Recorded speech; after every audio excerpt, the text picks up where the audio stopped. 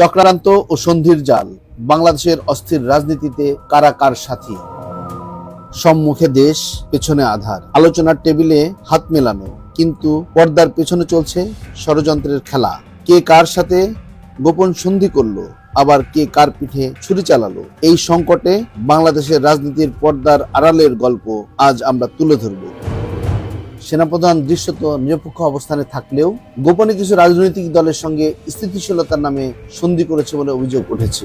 বিশেষ করে একটি অংশ মনে করছে বিএনপির ভেতরের একটি গোষ্ঠী সেনাবাহিনীর হস্তক্ষেপকে নিরুৎসাহিত করেনি, বরং নীরব সম্মতি দিয়েছে।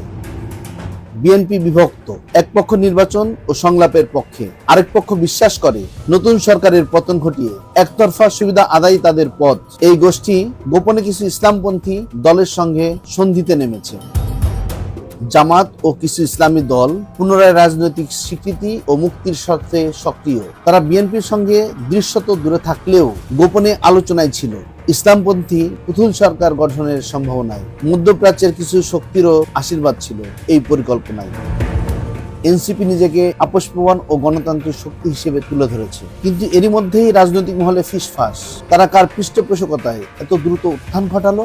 বিএনপির একাংশ, সেনা সংশ্লিষ্ট কিছু গোষ্ঠী এবং একাধিক বিদেশি দূতাবাসের সঙ্গে তাদের ঘনিষ্ঠ যোগাযোগের তথ্য বের হচ্ছে প্রতিনিয়ত।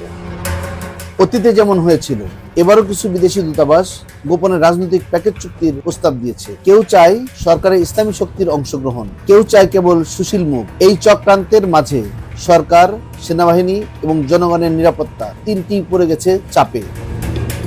বাংলাদেশের সংকট রাজনীতি আর ষড়যন্ত্রের ধোঁয়ায় আচ্ছন্ন, কোনো পক্ষই পুরোপুরি নিষ্পাপ নয়। কিন্তু প্রশ্ন একটাই, এই গোপন সন্ধিকোণের শেষ কোথায়? এসব চক্রান্তের জালে আটকে কি সত্যিকারের গণতন্ত্রের সুযোগ আছে? কাকে বিশ্বাস করব?